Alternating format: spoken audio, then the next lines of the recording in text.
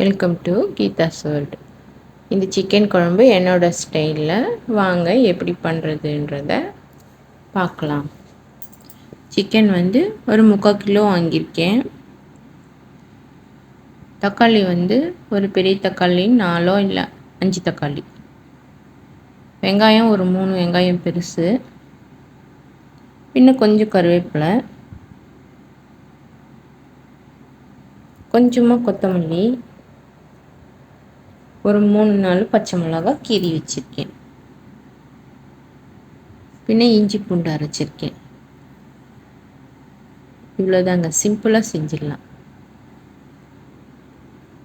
இப்போ கடாயில் ஒரு 4 ஸ்பூன் கடலை எண்ணெய் தான் விட்டுருக்கேன். விட்டுட்டு எண்ணெய் சூடானோன்னு கடுகு போடலாம்.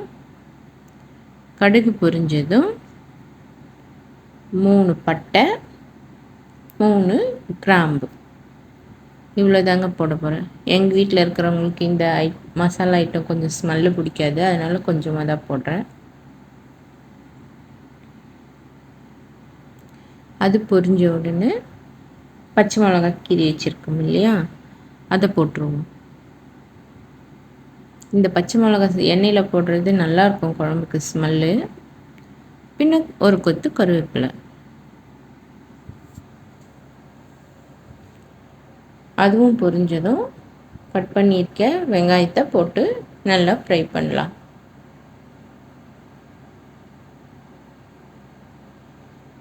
நல்லா வந்து வெங்காயம் சுருள்ற அளவு நல்லா ஃப்ரை பண்ணணும்.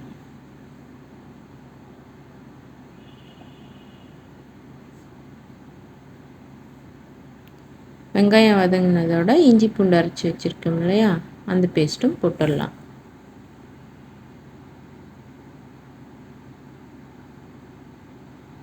இஞ்சி பூண்டு வதங்கினோடனே தக்காளி கட் பண்ணி வச்சுருக்கிறத போட்டுருவோம். இஞ்சி பூண்டு அரைச்ச ஜாரில் கொஞ்சமாக தண்ணி விட்டு தக்காளி வதங்கிறதுக்காக கொஞ்சம் தண்ணி விட்டுக்கலாம்.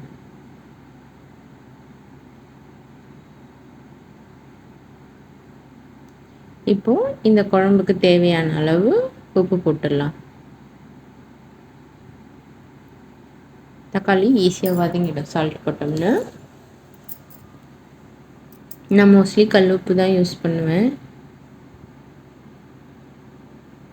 அப்புறமா கொஞ்சமாக மஞ்சள் தூள்,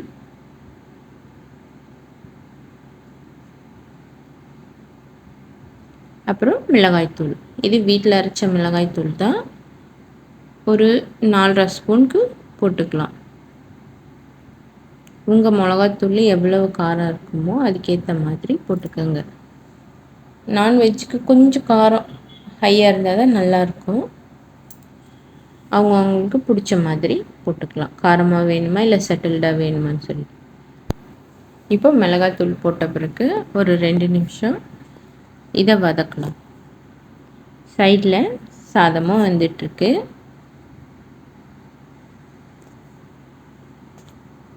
இப்போ வந்து இதில் கொஞ்சமாக கறி மசால் பவுட்ரு சேர்த்துக்கலாம். எனக்கு இந்த பிராண்டு பிடிக்கும், அதனால நான் இந்த பிராண்ட் போட்டேன். உங்களுக்கு எந்த பிராண்டு வேணுமோ நீங்கள் அது கறி மசால் வந்து சேர்த்துக்கலாம்.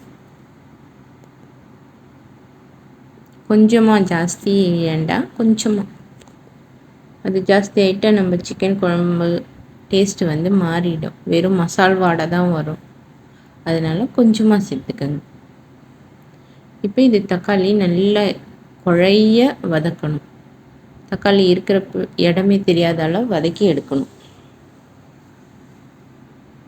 பாருங்கள், நல்லா பேஸ்ட் ஆகிடுச்சு. தக்காளி இருக்கிற இடமே தெரியாத அளவு இந்த மாதிரி இருந்தால் குழம்பு வந்து நல்லா திக்காகவும் கிடைக்கும், டேஸ்ட்டாகவும் இருக்கும். இப்போ சிக்கன் போட்டுக்கலாம்.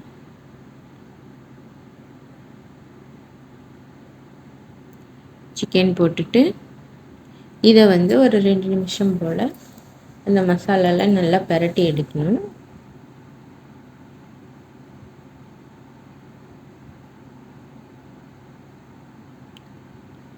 பிரட்டி எடுத்துட்டு ஸ்டவ்வை வந்து சிம்மில் வச்சுருங்க. சிம்மில் வச்சுட்டு பிளேட் போட்டு க்ளோஸ் பண்ணிவிடுங்க. க்ளோஸ் பண்ணி ஒரு 5 நிமிஷம் போல் விட்டுடலாம் சிம்லேயே. பாருங்கள் இவ்வளோ வந்து சிக்கன்லேருந்து தண்ணி வந்திருக்கு. இதுக்காக தான் வந்து சிம்மில் வச்சு க்ளோஸ் பண்ண சொல்கிறது. இப்போ நம்ம தேவையான அளவு தண்ணி விட்டுக்கலாம். ஜாஸ்தி விட வேண்டாம், இது வந்து பாய்லர் கோழின்றதால சீக்கிரம் வெந்துடும். அதனால் நிறைய தண்ணி விடாதீங்க, தேவையான அளவு விட்டுக்கலாம்.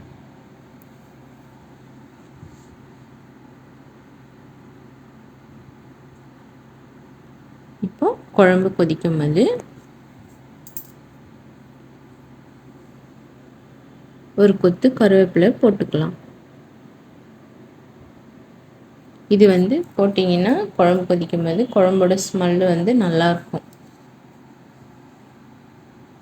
கருவேப்பிலை ஒரு கொத்து, கொத்தமல்லி ஒரு கொத்து.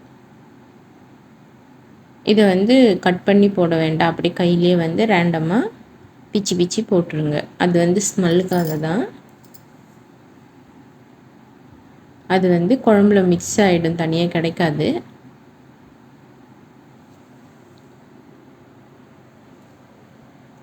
நல்லா டேஸ்ட்டாகவும் இருக்கும். இப்போ இது குழம்பு கொதிக்கட்டும், நம்ம அதுக்குள்ளே மசாலா வந்து அரைச்சிக்கிட்டு வந்துடுவோம்.